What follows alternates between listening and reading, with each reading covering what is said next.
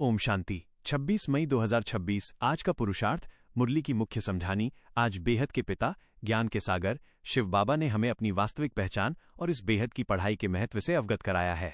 निराकार भगवान ही हमारे शिक्षक हैं। स्वयं परमपिता परमात्मा इस साकार वृद्ध तन ब्रह्मा बाबा का आधार लेकर हमें पढ़ाते हैं।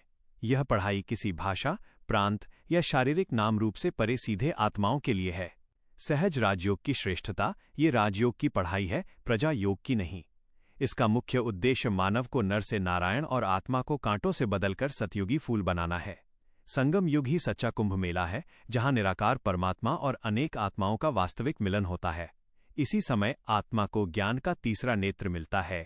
पढ़ाई की अद्भुत खूबी, इस ईश्वरीय मार्ग में समय का बंधन नहीं है। यदि कोई नया बच्चा भी तीव्र बुद्धि और लगन वाला तीव्र पुरुषार्थी हो, तो वो मात्र 3 मास में पुराने पुरुषार्थियों से आगे निकल सकता है। विनाशकाल और समय की महत्ता, ये पुरानी कलियुगी दुनिया अब खत्म होने की कगार पर है। मौत सामने खड़ी है, इसलिए इस मूल्यवान समय और जीवन को व्यर्थ की सांसारिक बातों कौड़ियों में गंवाने के बजाय सफल करना है। पुरुषार्थ में क्या करना चाहिए?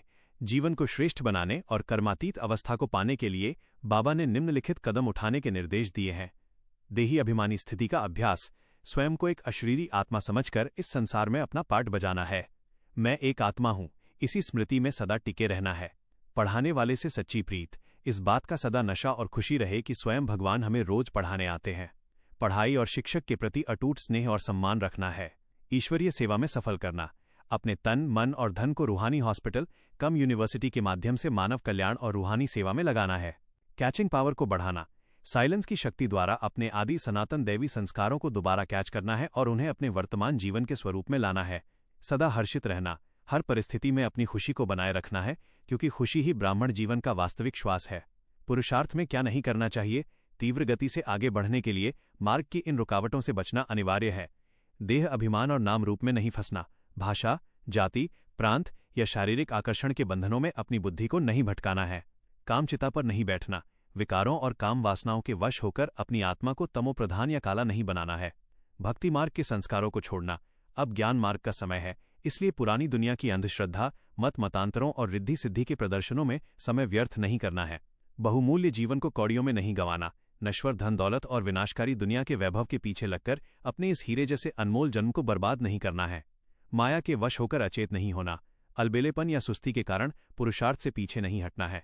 माया के विघ्नों से सदा सुजाग रहना है। स्वमान और उसका अभ्यास। स्वमान, मैं साइलेंस की शक्ति से संपन्न तीव्र पुरुषार्थी आत्मा हूं। अभ्यास, अमृत वेले और दिन में जब भी समय मिले कुछ क्षणों के लिए बिल्कुल शांत होकर बैठ जाएं। भ्रुकुटी के मध्य चमकते हुए दिव्य आत्मस्वरूप पर एकाग्र हों। बुद्धि द्वारा यह अनुभव करें कि 5000 वर्ष पहले के मेरे आदि देव स्वरूप के संस्कार बिल्कुल स्पष्ट और जागृत हो रहे हैं।